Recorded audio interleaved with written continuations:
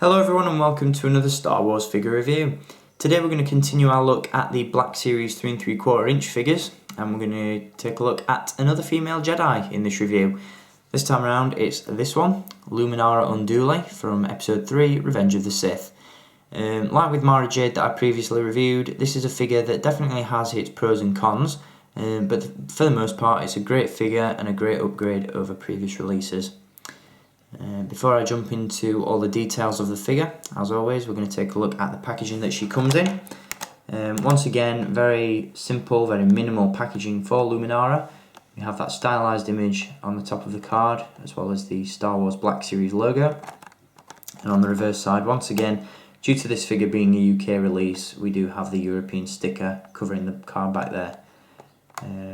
It's safe to say that I won't be keeping any of these Black Series figures carded, as the packaging really doesn't appeal to me at all. I'd much prefer this packaging on the 6-inch figures. I think it works much better with those. The Black Series is getting a bit of a makeover in the coming months, however, and the card backs that we saw revealed at the New York Toy Fair do look a lot better than this, and you can check those out over on my Facebook page if you haven't seen those already. So there is the card for Luminara. Now let's take a look at the figure itself. As I said, it's a figure that has its pros and cons, but for the most part it's a great figure and definitely a much needed upgrade. The last Luminara figure that we saw was in 2005, I believe, and the same sculpt has been used for all Luminara figures going forward, aside from the Clone Wars animated style, of course. This figure brings with it an updated sculpt, modified accessories, and just an overall much better figure. I'll run through articulation first, and then I'll talk about some of the details and minor hindrances that the figure has.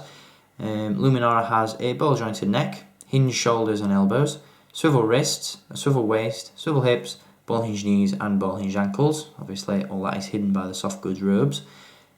So she's super articulated for the most part. Can't really say that it's vital that she has any added posability in there. What she's been given is perfectly suitable. In terms of accessories, she does of course come with her standard lightsaber with the green blade, and she also has a removable headdress, which, as you can see, when you take it off you get a much better look at the head sculpt underneath. I really think that this is a fantastic head sculpt, really well done.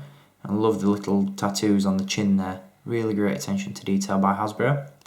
The one issue that this headdress has is that obviously because it's a solid plastic piece, is when it's applied to the head it hinders the movement in the shoulders. You can't really move or pose the arms without knocking the headdress off.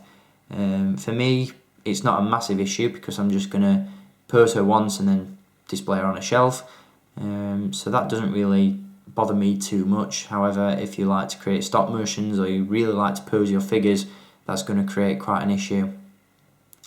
The other issue that I have with this figure is the soft goods robe. In promo images and prototype shots, this robe looked much better than it does on the final product. This isn't really a robe, it's more of a cape, and it just looks a little bit awkward. It doesn't quite flow as well as I'd hoped, and it just looks a little bit weird. I'm a big fan of the material that's been used. You've got this very worn, thick material, and it does look nice, just not as good as it probably could do. What I do like about this figure, however, is the ornate detail in the skirt there, in the belt, and also in the overall outfit of the figure. Very well sculpted.